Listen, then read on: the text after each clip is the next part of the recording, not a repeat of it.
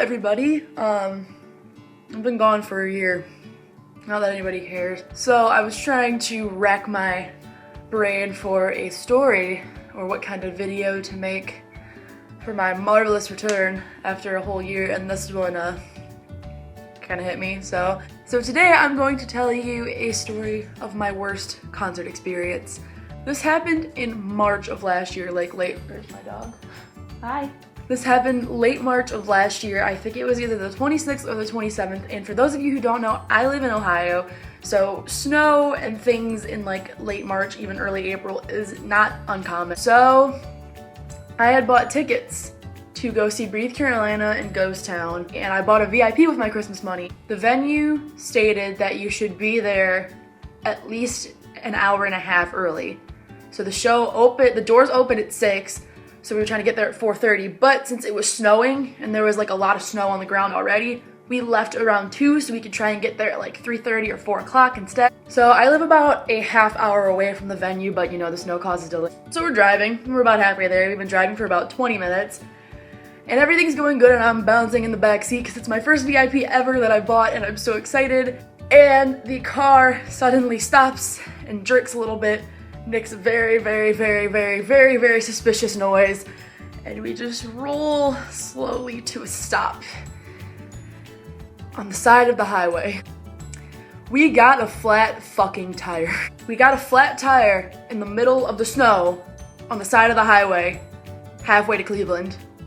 They tried to tell me that it was nothing. My parents tried to tell me that it was nothing and that we could, fix it in a minute and then just go right back to what we were doing. They lied to me. We popped a tire. When I found out that we popped a tire, I was so like distraught and so upset and so angry at everything that I just sat in the backseat and I just cried. I literally just sat there and just cried. And I cried, and my parents were trying to calm me down, and they called my grandparents, but we were already about a half hour away. So my grandparents would take them another about a half hour, 40 minutes to get there, and I was freaking out and panicking, and I couldn't breathe, and I was sobbing emotionally, and it was so horrible. And my grandparents finally get there. They finally get there. They pop a tire. Luckily, he's got 2 extras in his truck, so they just kind of pop that shit on.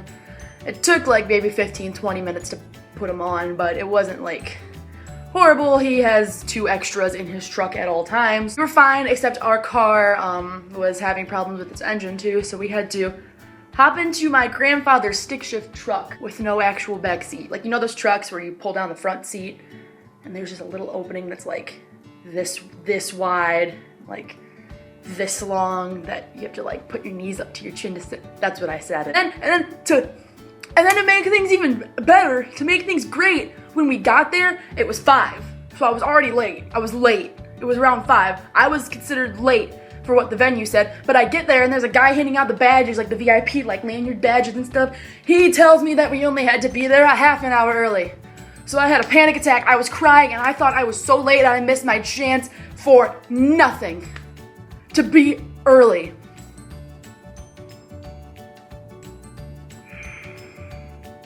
I'm leaving. I'm done. I'm leaving.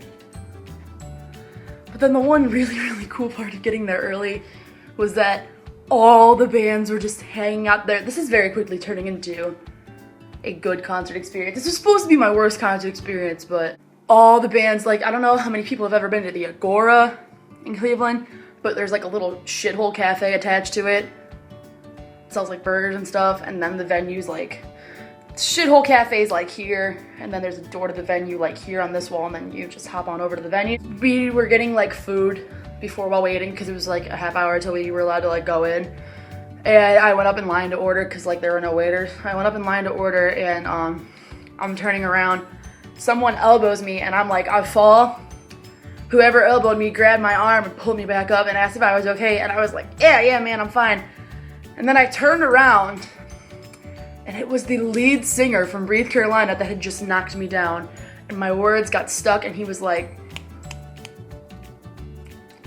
hello, you good? And I was like, I'm fucking dandy. I'm great. And I should have let him know that I knew who he was. Like, I could have talked to him and stuff, but I walked away. I picked up my food really quick and tripped over myself and ran away. I don't know. And then the booth next to me, Ghost Town, was sitting there. I actually did talk to them. I actually got a picture with them. Or just Kevin, whatever. I met them all after the show. Anyway, that's my story. That was probably one of the worst experiences of my life. Well, not the concert, but before the concert, so it was horrible. So if you enjoyed this story and are not horribly upset that I'm back,